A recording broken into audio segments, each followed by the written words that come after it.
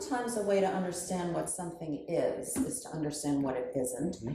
So I want to ask you about the difference between coaching and, let's say, mentoring. Mm-hmm. Are there similarities, and what are the differences? It's some similarities, but if we talk about the differences, the way I like to describe coaching is that we enable and elicit what you have more innately within yourself.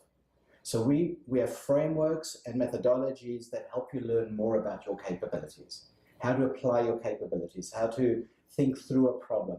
So you become self-sufficient in dealing with certain things when you've completed the coaching engagement. Coaches don't have to be specialists in a particular topic or an industry, etc. Mentors are different in that case. They tend to be more experienced than the person they're mentoring. Mm-hmm. They have a subject matter expert in some way. And so you go to a mentor for guidance on specific solutions and apply those solutions then in your workplace. When's the optimal time to start working with a coach in one's career?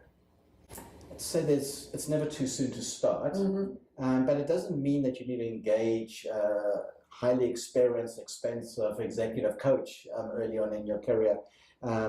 There are people, and maybe you even start off on the mentoring side initially, but having somebody you can turn to give you perspective, to ask the tough questions early on in your career can help. And sometimes that can just be somebody more senior than you who's doing it on a more informal basis. So I've experienced that personally in my career. Early on in my career, I had line managers who I reported to who actually were coaching me. Mm-hmm. They wouldn't give me the answers to things. They wouldn't solve problems for me. They allowed me to stretch and try different things myself and learn from that. But they did it in a way that gave me some parameters to work within and frameworks to use. And I learned hugely from that.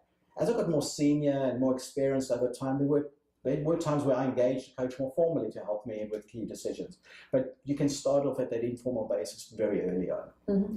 Could you give one example, obviously a generic example without giving away any confidentiality, of either a really interesting person who you've worked with, or they had a particularly interesting problem, or the progress was faster and better and higher than you thought?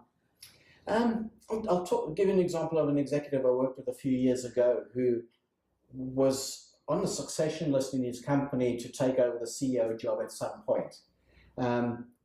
It happened to be the timing when actually the CEO had left the business, and so that vacancy was there. And he was questioning himself if he actually wanted to be considered. And while they were considering other executives externally as well, whether he wanted to make sure that he was taken into account.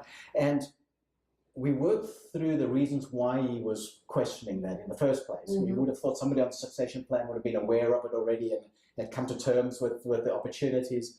But it took us a while to do that and actually understand what his reticence was about.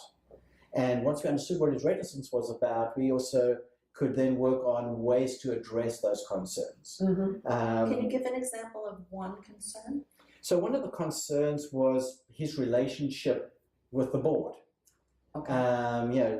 New leadership on the board, and he wasn't sure if he was connecting with that person in an effective way, and would that affect his performance in the job. Mm-hmm. And so we talked about ways he could approach that relationship to make it more effective, to be stronger and more collaborative.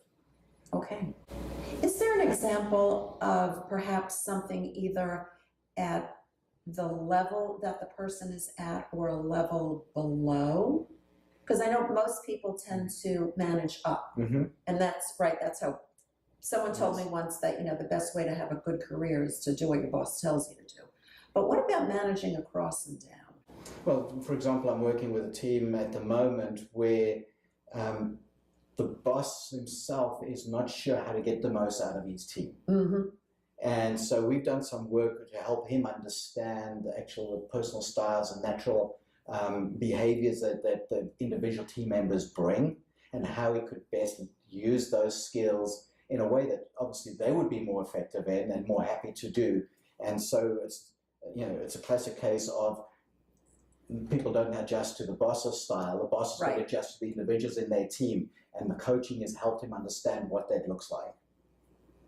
And so now, what's your background? Were you always a coach, or were you head of HR, so coach people internally? So I grew my career through the human resources route, having come out of other roles, other functions initially. But I found that as I was developing my career, I was engaging coaches for other people in the organization and realized actually why I should develop that skill myself to be an effective HR leader. And through developing the skill myself as a coach and applying that in my day-to-day corporate roles over many years is how I sort of developed the skills. But I added to that as well by being coached myself and learning from those coaches the techniques that they brought, and then going through more formal training eventually to become a certified executive coach. This may be an unfair question, but do you have a preference either to be an internal coach to the executive team or to be an external coach to executives? It doesn't matter, actually. What my preference is more around is working with people who truly want to learn and develop themselves. From time to time, you'll have somebody come to you and say, a certain person's got a problem and they need help, and the individual hasn't recognized that in themselves yet. And there are techniques as a coach where you can help them get that insight and that aha moment where they say, yeah, I do want help, but there are times when that doesn't work.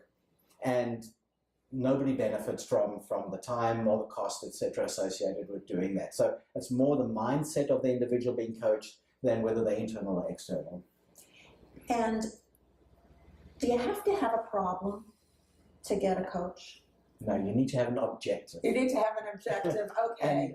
And so the most effective coaching relationships actually come when somebody's trying to prepare for something going forward. They're developing their careers, developing particular capabilities because the job challenges are changing.